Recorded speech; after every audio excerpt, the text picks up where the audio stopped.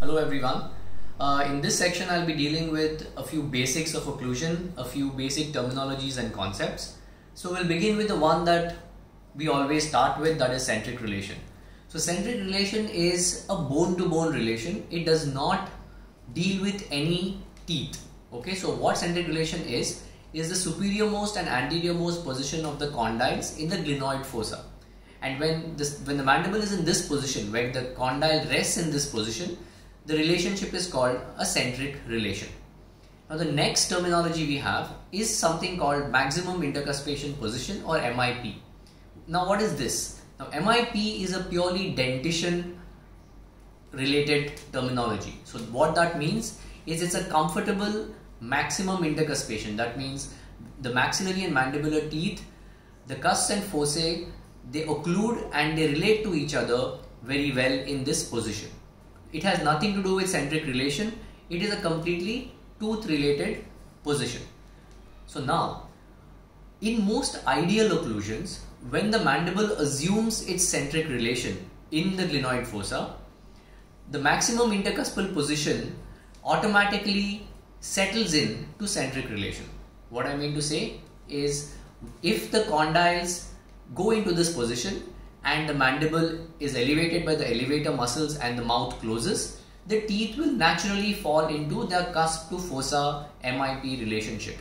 Now you need to know here that when the mandible is in centric relation, the vertical dimension of occlusion can be opened and closed without change in condylar position. So with the mandible being in centric, the mouth can open and close to a range of 10 to 15 millimeters. And still the mandible will remain in centric and it will not leave its position.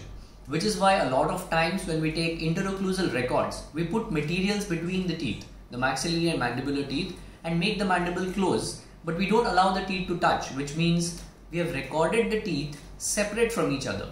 But this is fine because the mandible or the condyles are in centric relation with the glenoid fossa, and therefore they can open and close without leaving this position, so we get a good centric relation record. Okay, so now we need to know what happens when MIP and centric relation coincide. So what I mean is, when the patient closes his or her mouth in centric relation and the cusps and fossae meet each other in their designated positions, that is called a maximum intercuspation position in harmony with centric relation.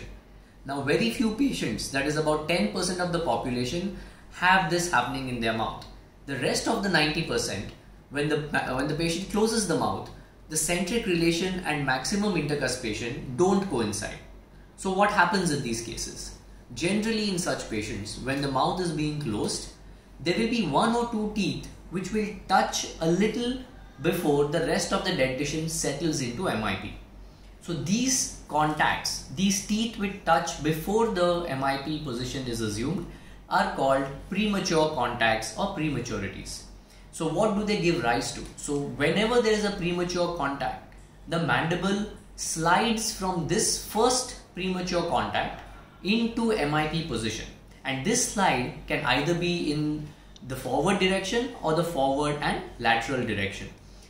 When this kind of a slide happens, the mandible is used to this. So because these teeth are in certain positions, the mandible is used to having a premature contact and then deviating into the MIP and settling there. This kind of a slide is called a slide in centric, and we have to remember that a lot of patients with normal dentitions and normal joints have slide in centric. It's not a pathological thing. It is a problem only if there is a joint complaint or symptom associated with this slide. So this is the majority of our patients. The next point we have to come to is, when the teeth are in MIP, how do the cusps and fossae relate? Now for maximum efficiency of chewing, a good cusp-fossa relationship is very important. And we have seen in the natural dentition, there are two types of cusp-fossa relationships. One is a pure cusp tip and concave fossa relationship, and the other one is a cusp tip and marginal ridge relationship, which we will especially see in maybe a tooth like a maxillary first premolar. The palatal cusp is interdentally located between the mandibular first and second premolar, so it occludes with the marginal ridge.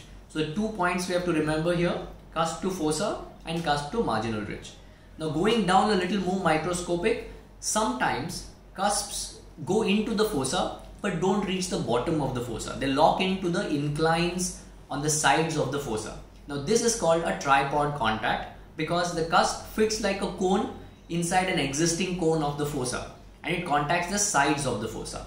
Generally 3 points to stabilize it. So this is called a tripod contact. If a tripod contact is not there, the other option is a cusp tip to a flat plane.